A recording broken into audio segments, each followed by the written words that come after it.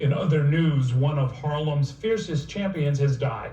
Bill Perkins served the community as a state senator and as a city council member for many decades. He was 74 years old. Today, there also was a shakeup in the race to fill the council seat that Perkins once held. Our Emily No joins us now with the details from Uptown. Good evening, Emily. Good evening, that's right. Two major political news events coming out of Harlem today. The loss of a lion and a leader of Harlem who's had decades of public service, as well as the bowing out of incumbent Kristin Richardson Jordan in the city council race for a seat that he once held.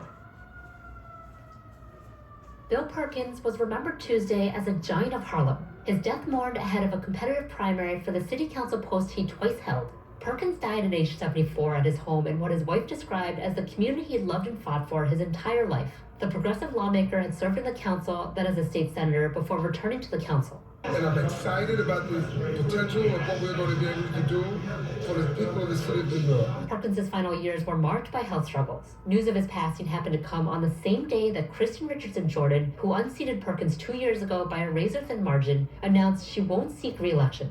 "Thank you for seeing the true possibility for radical love in the loveless land of politics," she posted on Instagram. Richardson Jordan had been a fierce critic of police tactics.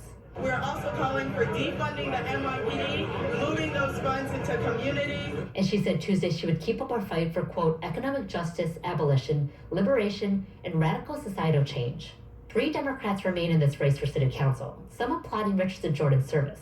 "We need women of color in rooms where decisions about our lives are being made," said State Assemblywoman Inez Dickens, the primary's fundraising leader. Dickens added separately of Perkins' death that Harlem had lost a great warrior. Also on the ballot is Yusuf Salaam, one of the Central Park exonerated 5.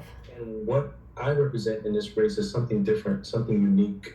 That uniqueness is that I'm not beholden to the same political machinery. Perkins had defended the young men wrongly accused of rape from the start. Of course, he stood with us in our darkest hours. I was 15 years old. Also competing is Al Taylor, a state assemblyman whose district stretches into Washington Heights and Inwood. The 3 will face off in a ranked choice primary set for June 27th. Richardson Jordan will remain on the ballot. That order is set ahead of the primary. We reached out to her for further details on why she decided to bow out, and she did not respond to our request for comment. Okay.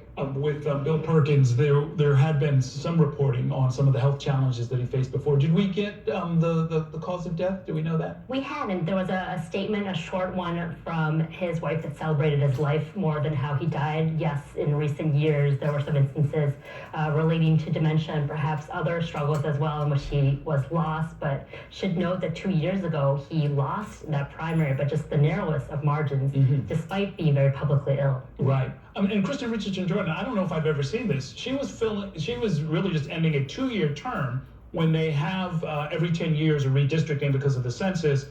Council members serve a short term and then another term. So she just took 2 years and decided, I guess, that this wasn't for her. Right, exactly. There was a host of challenges she'd been facing as an elected leader. Her attendance record at the city council is a little bit spotty. There was a humongous fight, as we've been reporting, over 145, the mixed-use development in her district that she helped to block to a lot of people's concerns and disconsultations, and she took a lot of flack in the news media as well, particularly from some of the right-wing, right-leaning news media for being an out and proud socialist. Oh, it's interesting. We talk so much about term limits and how you get people to move on. Once in a while, people will take themselves out of the game. Thanks very much, Emily. We're going to